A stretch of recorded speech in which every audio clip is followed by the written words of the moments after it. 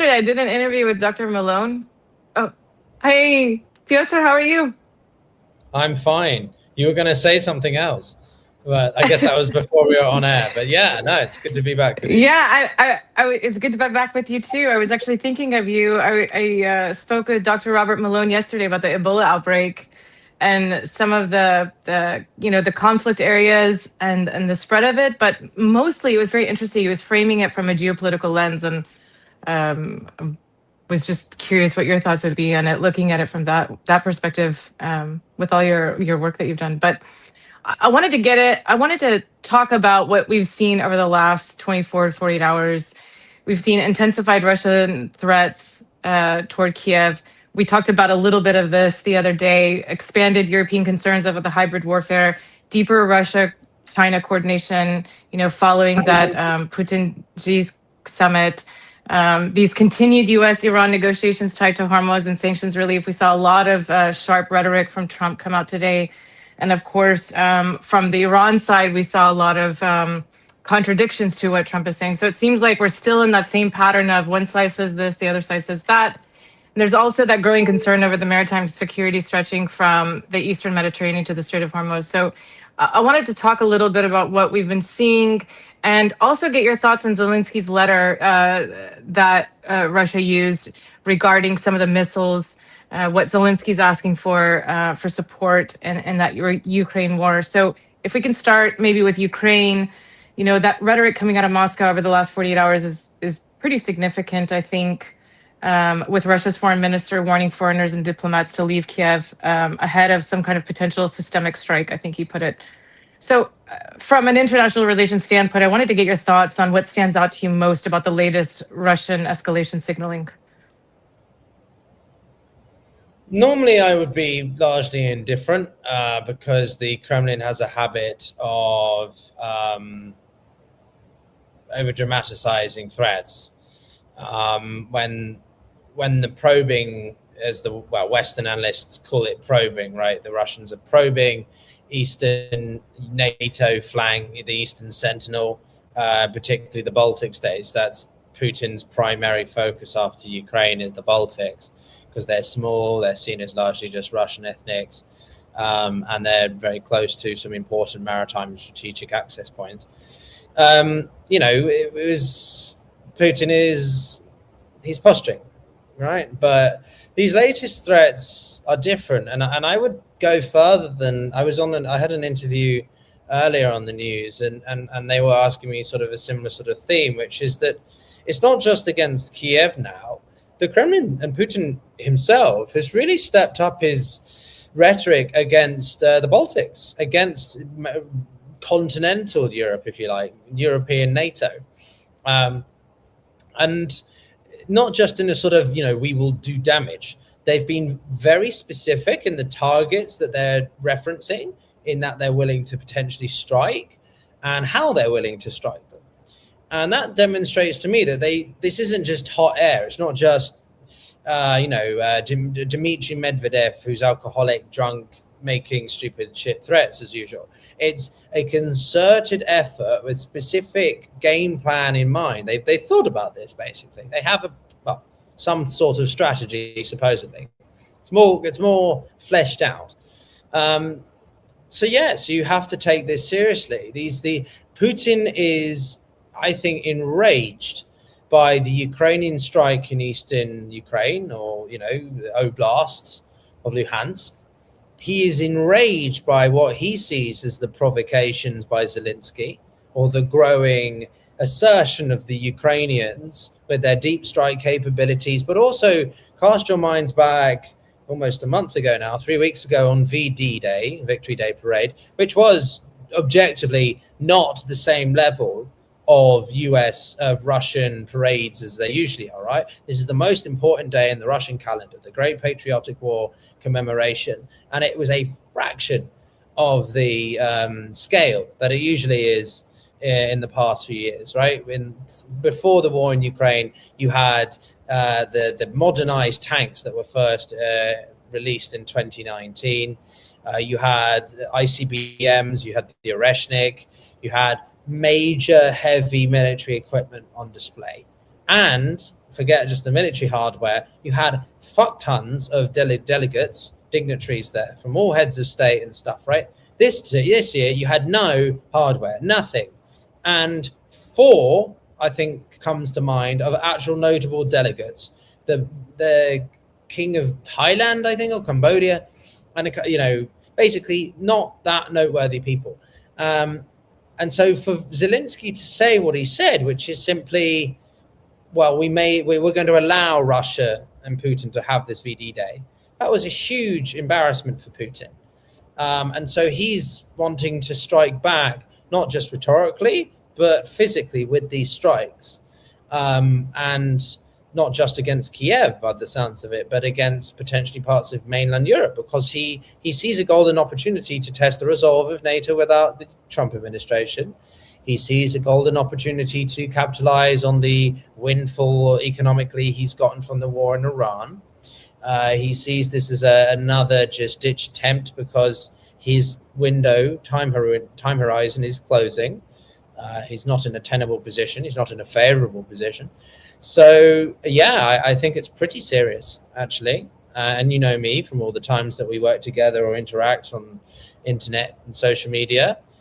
I'm not a sensationalist.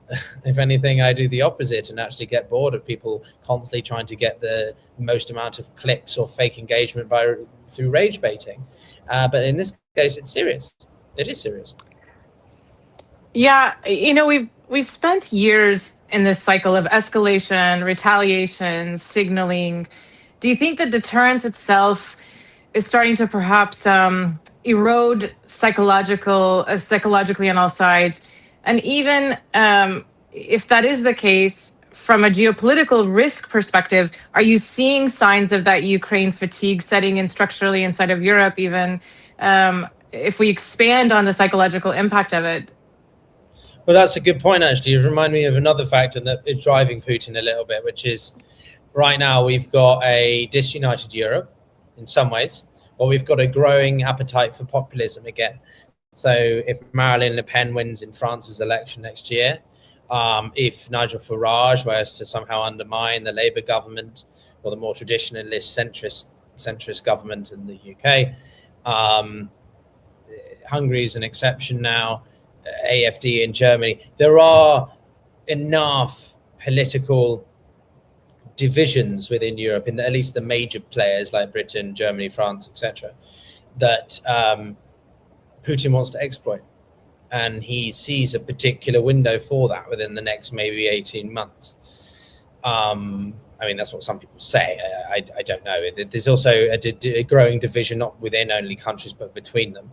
So Eastern Europe is very much, you know, Poland is leading this bloc of former Soviet states, which is very hawkish. It wants to invest even more in defense. It really wants to see NATO's eastern flank, or what Mark Rutte, the Secretary General's called the Eastern Sentinel, you know, all this emphasis. And also the Nordic states, Sweden and Finland, are very, very strong. The intelligence services are claiming that an attack is imminent. Now, you know, to be balanced, they've also been saying this for quite a few years. I remember in 2023, I think the Swedes said something was going to happen. Nothing did. So it's not only within countries, it's between them. And I think Putin smells an opportunity there. You know, people will claim that Putin's a lunatic, he's impulsive, he's driven by ideology, but he's not. He's obviously got a very strong sentiment around what Ukraine means to the Russian state, to him, to the glorification of Russia, the identity of Russia. But he's a rational decision maker at the same time. He still is acting within the realms of rationality, and that therefore influences his capacity to do certain things, or his willingness to do certain things, like use a nuclear weapon, for example, right. just cut to the chase. So, yeah, I mean, I think it's difficult to see where this is going right now. I think a lot of Putin's emphasis is on the economy. The economy is the single biggest factor here, but we can go into that if you want a bit more. Yeah, you know, and you know me, I love to watch words and messaging and all of that, and it just seems like NATO's messaging even has changed. Mark Rutte, like you said, even recently, he said Ukraine's security is European security. That statement carries enormous long-term implications, to me, economically, militarily, politically. So I wonder, does Europe actually have the industrial and political capacity for a prolonged multi-year confrontation environment like we're seeing now, if it does continue the way that it has, even given what you just said? Right now, no, it doesn't. I think we must be clear that to build up defensive capabilities, to build up military capacity, you need time. You need to reallocate resources. You need to reallocate finances. You need to get the political and public appetite. And there's a delay in all of this, right? The Russians are well aware that they have a very strong military capability. They know that they have. They are arguably pioneering in warfare in a way that a lot of European states aren't. There was a war game actually done between the Ukrainians and 8 NATO nations about 2 weeks ago, and Ukraine beat them, apparently, because Ukraine is at the forefront of modern warfare. And what is modern warfare? It's drones, it's AI, it's drones, it's social media in terms of messaging and political narrative and stuff you mentioned before. So people argue that Ukraine is the biggest asset to Europe right now. Forget the US for a second. It's the biggest asset to NATO, what's known as NATO minus without the US, right? Because it has the most advanced recent battle experience. Now, being half Russian, I for a long time have suppressed my opinions on certain aspects for fear of being ridiculed or accused of X, Y, and Z. But, I'm kind of fed up with that. And to be honest, it was the wrong thing to do from the beginning. The reason I'm mentioning that is because I have limits over just how much I think the Ukrainians can do certain things, or the sort of over idealization of the Ukrainians. Like, we need to be cognizant of Europe's interests outside of the war in Ukraine.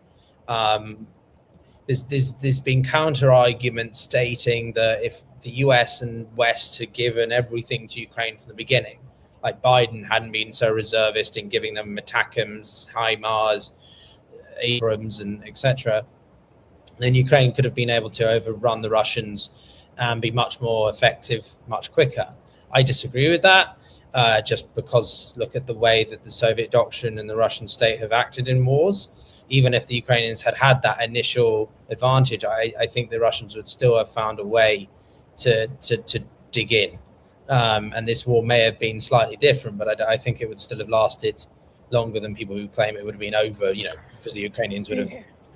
I think it's a bit idealistic. Anyway, the point I'm making is simply that Europe's in a very tricky position because they have to balance their own interests as a collective continent versus supporting Ukraine.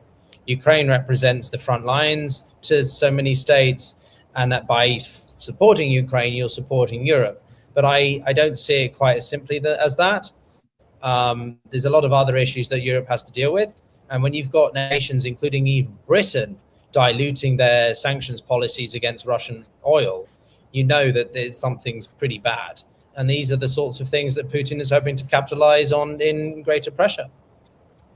Yeah, I wonder sometimes, is there a danger that after these years of escalation management, are all the actors now, these leaders of these countries in Europe, Ukraine, even Russia, do they now assume escalation maybe is just controllable until it just suddenly isn't controllable anymore?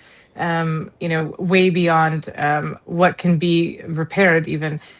How do you also feel about that? Do you see where perhaps this assumption of escalation being controllable to an extent because we've just been in it for so many years, that we're missing something, there's a miscalculation there, and then all of a sudden it's no longer controllable? Well, you can escalate horizontally and you can escalate vertically. So horizontally over the kind of space, geography, the area that you're working, and vertically in the means by which you escalate. So the kinds of strategies or whatever, the equipment you use, for example, right? The Iranians are thinking of escalating horizontally through expanding their control or claims over the Strait of Hormuz versus vertically through, modernization of their weapon systems or something.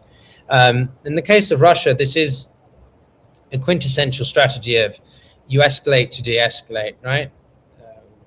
We've used that enough terms on the show or in spaces together. Like yes, Putin's that ladder, right? Yeah, I mean, I find the whole sort of escalation ladder and trap and stuff a bit gimmicky. I just feel like people are trying to come up with academic terms to try and stand out. Like escalation is escalation. It's largely sort of you either go up or you go down or you stay at the same level and it simmers until a major event occurs. But simply put, I think that Putin's goal is to try to make such a big threat that it forces the other side to be like, holy shit, we can't afford to do that. And that's largely what happens with NATO all the time. Even though NATO on paper is a much bigger entity, right? It's 32, even without the United States, NATO minus has a collective defense budget of $400 billion. That's more than 3 times the Russians. You can't snub NATO minus, you can't snub Europe. Can you snub them politically in terms of like their decision making and capacity? Yeah, of course you can. But on paper, again, a lot of people hear what I'm saying and be like, oh, so he's saying that the Europeans could take on the Russians. Well, theoretically, we have to look at this through theory and practice. You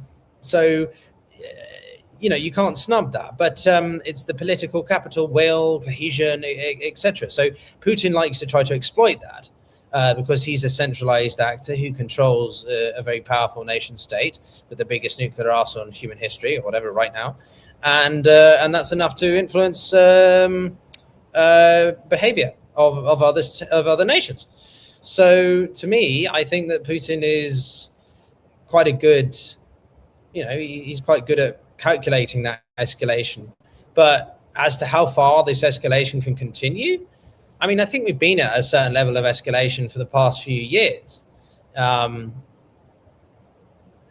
I think makes this difference is, as I said before, the specificity of the threats, the threats he's making to specific targets in Latvia or Lithuania or wherever it was, right? The specific people listed. It's not just, we'll bomb some states or we'll do some stuff. They're being very specific to try and psychologically really get under the skin of those on the receiving end. Yeah, I'm curious to see where this is going to land, especially, in parallel of this, we have what's going on in the region, the Middle East that we've been talking about. I want to shift a little bit of time over to that just to kind of update on some things for viewers as well. You wrote recently, Trump's Iran deal couldn't be worse. This isn't a deal, it's capitulation. This is only an MOU, though, so the actual biggest problems of the Hormuz and Iran's nuclear program remain unresolved. You and I had talked about this the other day, even, and you very properly explained that it's an MOU, not a deal.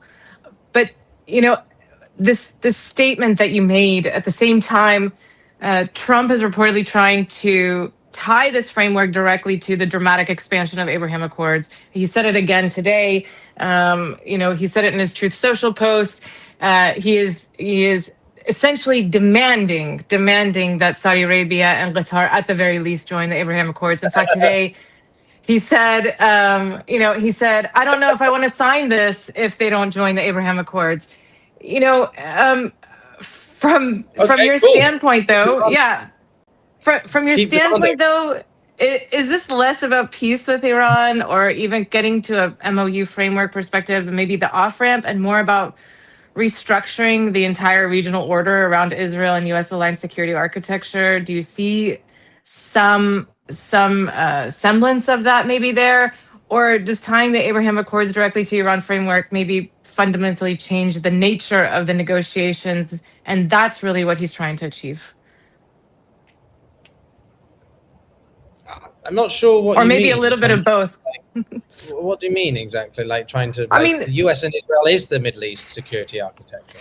Yeah, but there's always, we have Turkey, we have Saudi Arabia. They're trying to position, Turkey's always positioned itself as a stable force, especially being part of NATO in the region. It just seems that, and I can see why some critics argue that this is more of Trump trying to restructure the security architecture in a different way by forcing them to join the Abraham Accords. And then there are some that say, he's just trying to change the nature of the negotiations that has nothing to do with Abraham Accords or any kind of restructuring of anything in the region. And I think, Yeah, I get from what you that mean. perspective, from a geopolitical or even international relations, when we're looking at what we have now and this posturing of demanding, I mean, he spent 2-3 days with language demanding this Abraham Accord everywhere. Yeah, I mean, look, I don't really give too much of a shit what Trump demands or says. He's a joke, and so is this demand. You don't demand anything from nation states, especially ones as proud or ones with a specific outlook or approach to foreign policy as the Saudis or the Turks. The Turks are an incredibly historical nation of a significant empire from the Ottomans. That's not the the Qataris, but that's not how you do diplomacy. Okay. I'm not an expert. I've not been in the room with Trump, and I haven't been there when he met Xi, unfortunately. But I can guarantee you, Trump going in there, hey, Xi, I'm going to demand this from you. Oh, okay, cool. Well, this is what I think about Taiwan. And then Trump's in here like, oh shit, yeah, no, China's right about Taiwan. Yeah, they should rejoin and unify. He's a joke. The guy's sorry, I was going to use a bad word there. I don't take it too seriously.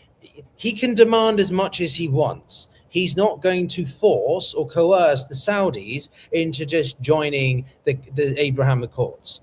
Now, were they interested a couple of years ago at the end of his first premiership or whatever time as president? Yeah, they were. And there has been this backdoor dealing with the Saudis to try and normalize relations. Not officially, but improve relations. But the irony with all of this is, of course, that 3 years ago, the Chinese did it. They established this, what we call a rapprochement.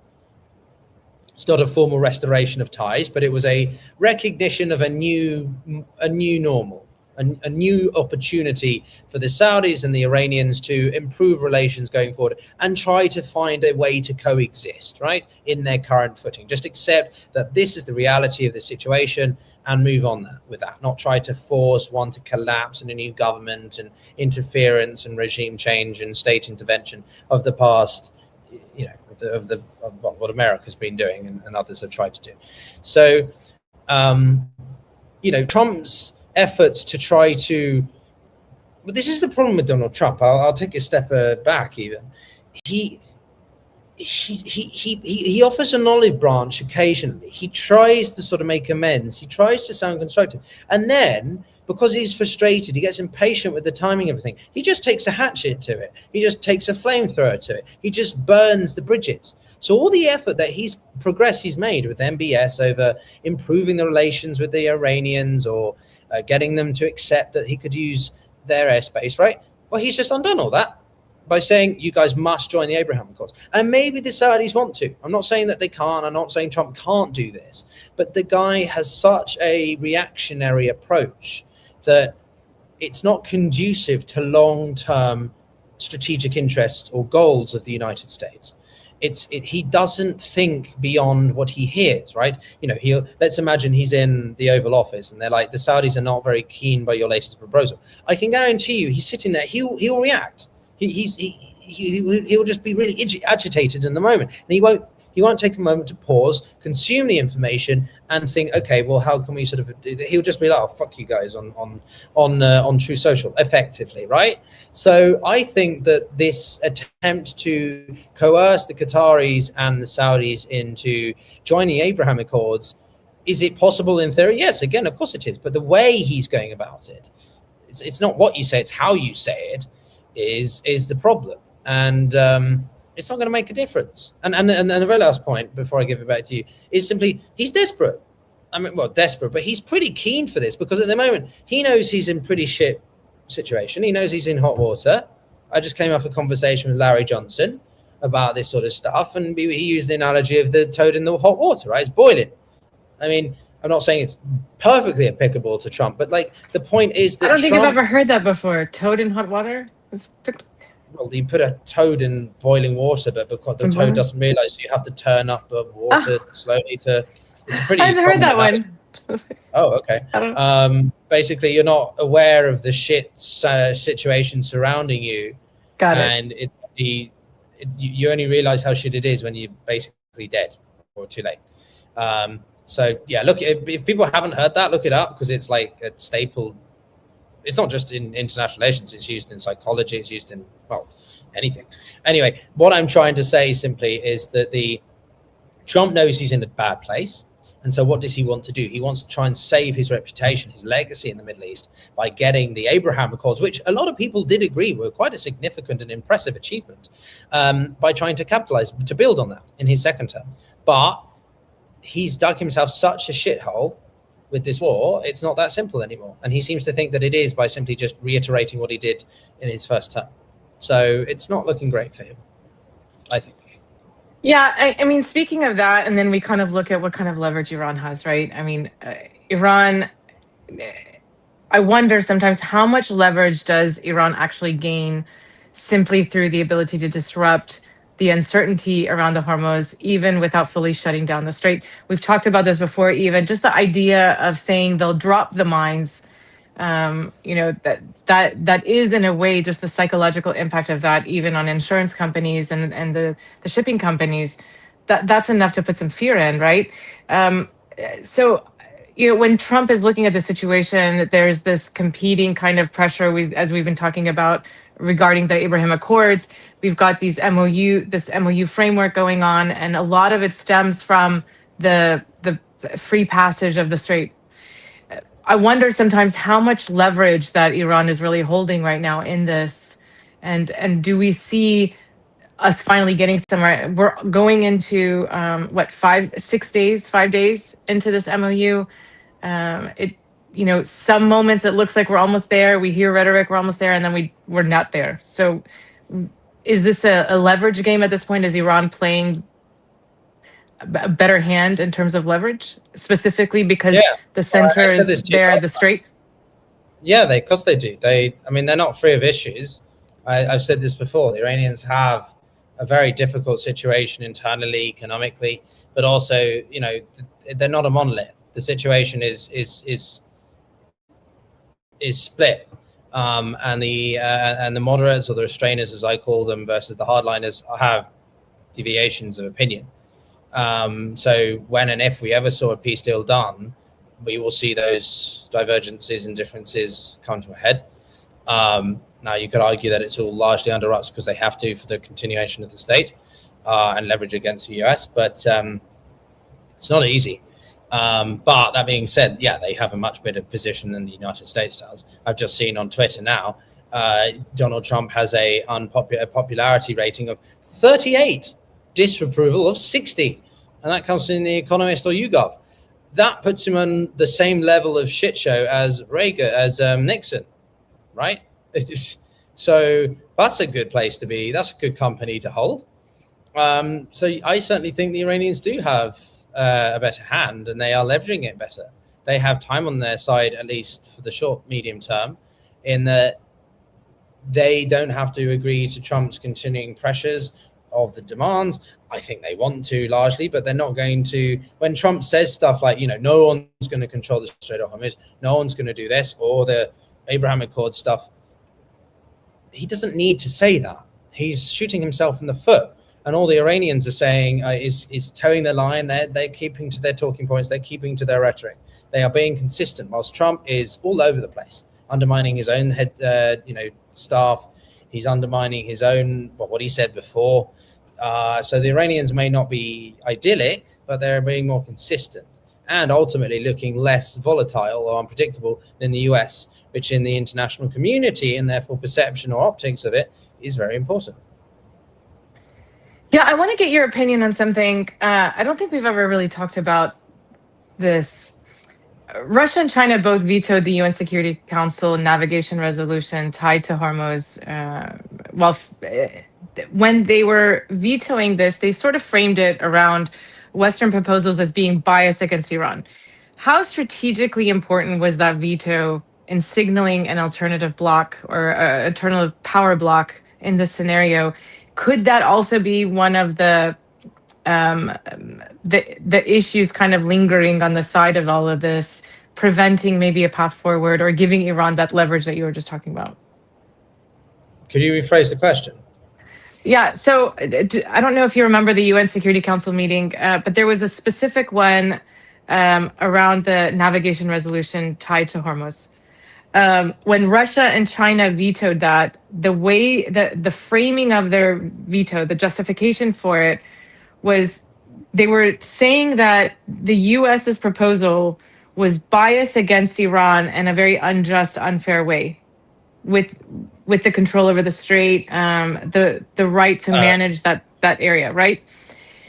That veto, and we haven't really ever actually talked about the significance of that veto or the potential significance of that veto, the importance of it, and influencing maybe perhaps an alternative power block that's coming out of this whole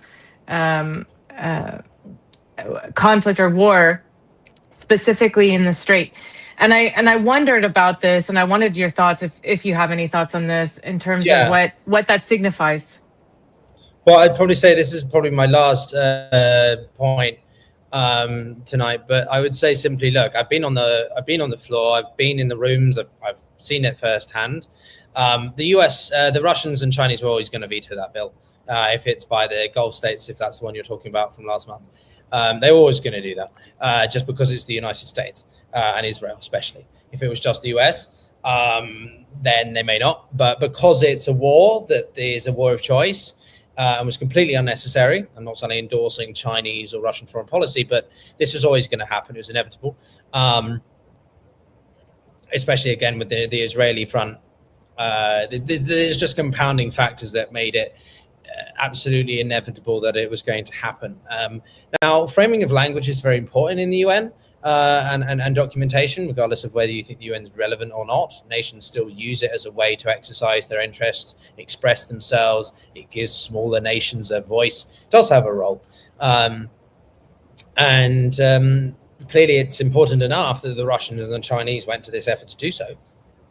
So, but it was always going to be a veto, because that's just the way that the Security Council is constructed. You have, if it's anything Middle East, the US will always veto. I think out of the US vetoes that they've done since the UN was created, 97% have been related to Israel, which is just ridiculous. So, and they've done it. Like, I knew it was high. I didn't realize it was in the 90s like that. Yeah. Or something. No, it's like, no, like 90, I don't know, it's over 90%. Something like that. You can look that up. The Russians did it with, anything related to Soviet Union states and stuff like that. Anyway, more to the point, I think that this is just, at the end of the day, the Russians and the Chinese don't want Iran nuclear, but they also don't want Iran completely incapacitated in economic or pragmatic senses. They have their own interests and limits by which they're willing to support their ally, which is why they're not allies, they're strategic partners, and it's not the same level of cohesive depth as, say, the French or Americans in their relationship, right? They have a joint declaration of understanding and defense and all that. So bottom line, I think that this change of balance of power in the Middle East it depends really on what Trump does. If he can get a deal that actually works for people and is accepted or supported or respected by other Middle Eastern states, then that may well limit the ability for the Russians or the Chinese, especially, to sort of influence it. But as I said to you before in the previous conversation, I think China has a lot more influence over this than some people think. And those who sort of disagree with that don't know what they're talking about, because the Chinese have been absolutely instrumental with pressuring or helping the Pakistanis, who are the lead negotiators with this whole affair. That not enough people understand the relationship, the closeness of the Pakistanis and the Chinese. And there's a reason why Pakistan emerged as the lead negotiator.